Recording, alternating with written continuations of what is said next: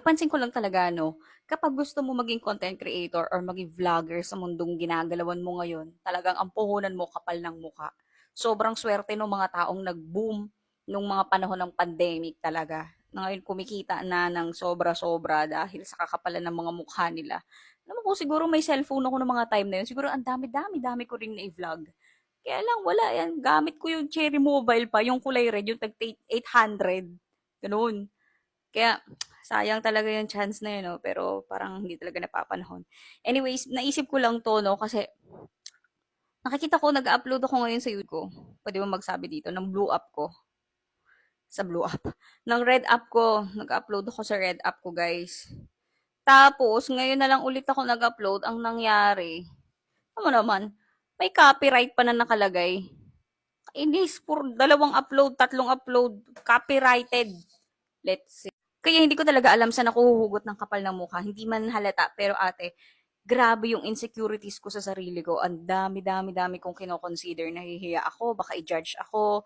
Nahihiya ako, baka i-bash ako. Tamo, sa blue app ko nga, wala akong masyadong in-upload. Kahit yung mga achievement ko, yung nag-LPT ako, hindi ko pinost yun. Puro dito lang sa TikTok. Wala talaga, as in wala. Wala akong update. Ang boring, sobrang boring ng blue app ko. Kaya ang ginawa ko, nag-create ulit ako ng panibago. Tapos, hindi na ako magtatanggap talaga ng mga kamag-anak. Isa rin kasi yun sa nagpapaano sa akin eh, nagpapatigil ng pangarap ko para mahinto ulit. Kasi may mga kamag-anak ako, may mga kapatid ako, may mga kapinsanan ako dun sa blue app ko, official na gamit ko. Pero gagamit ako nag-create na ako ng ibang account.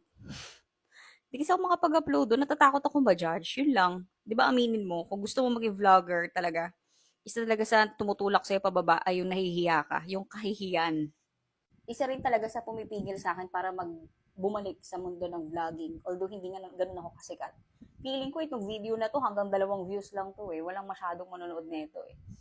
Ay yung ano, kaya ang reason, isa sa reason kung bakit ako napatigil sa pag-upload ng videos. Ang dami ko ng videos eh. Yung nanay ko kasi may sakit. Baka isipin ng mga tao, video ako ng video, vlog ako ng vlog sa ganito, ganyan, ganyan. Baka isipin nila ang sarap ng buhay ko. Isa yun talaga sa iniiwasan ko na paano ko ipapaliwanag sa kanila na nag struggle din ako financially. Itong TikTok affiliate ko na to, tama lang talaga siya para hindi ka mamatay. Minsan wala pa talaga siya. Minsan wala pa akong trabaho, ganyan. Sabi ko, namang problema din ako, magbe-business ako, kaya lang saan naman nakukuha ng puhunan, di ba? Ewan ko ba? Kaya gusto ko bumalik ulit sa vlogging. Itong vlogging kasi na to, alam ko makakatulong siya sa nanay ko para sa check-up niya, pambili ng mga needs niya, mga diapers niya, mga tissue, yung mga ganyan. Kaya tsaka kung i-stock mo ko dito sa account na to, na pinapanooran mo na to, itong TikTok na to, mukha akong walang hiya, di ba? Mukha akong balahura. Ganyan. Madaldal. Pero pag nakasama mo ako in person, masayahin talaga ako.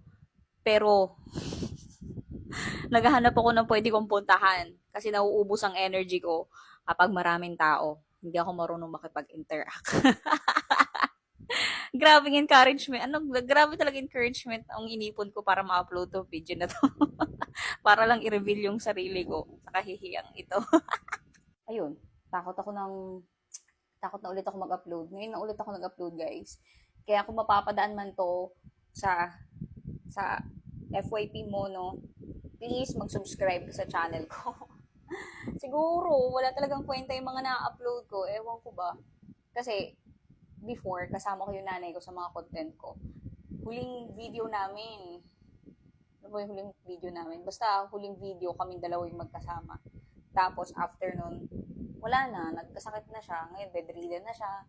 Hindi na siya makarinig masyado, hindi na siya makakilala masyado, hindi na siya makausap masyado. Sobrang laki ng pinagbago ng nanay ko. Hindi ko nga ma-upload dito yung birthday celebration niya.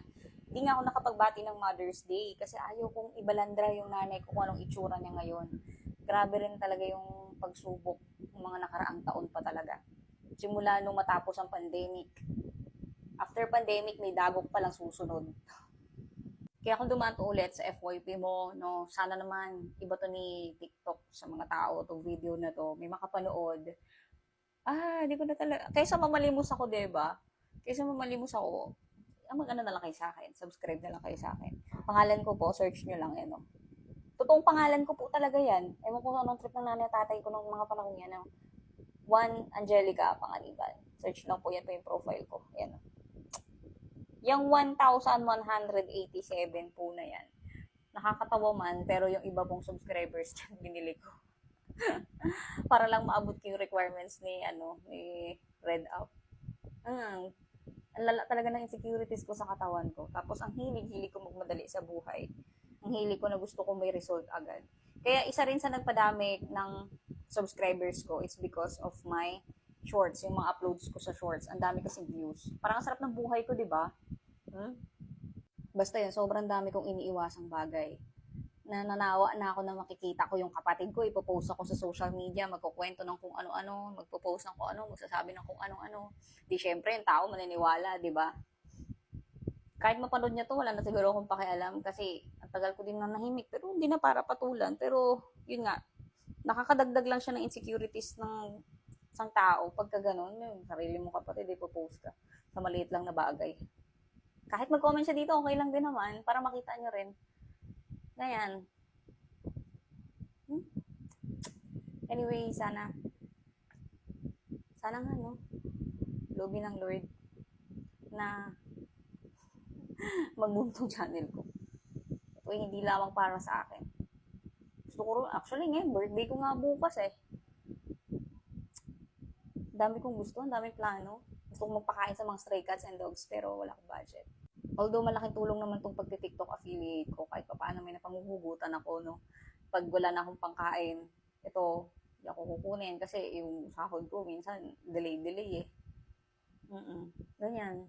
Saka isa pa, ayokong sabihin na parang, wala ka namang pinagkakaabalahan eh, wala ka namang iniisip, wala ka namang problema, wala ka namang, ano pinagkakaabalahan mo? Actually, hindi na para i-broadcast yung bagay na yun eh. Kaya gusto ko lang makita ng tao sa social media na, okay, masaya ang life, walang problema. Ayokong, sarap naman ang buhay mo, yun yung isa ko sa iniiwasan eh, sarap ng buhay mo, masakit na yung nanay mo, pa-post ka lang. Pero, behind all of it talaga, pagpo-post ko na yun, para sa nanay ko. Kaya lang, wala eh.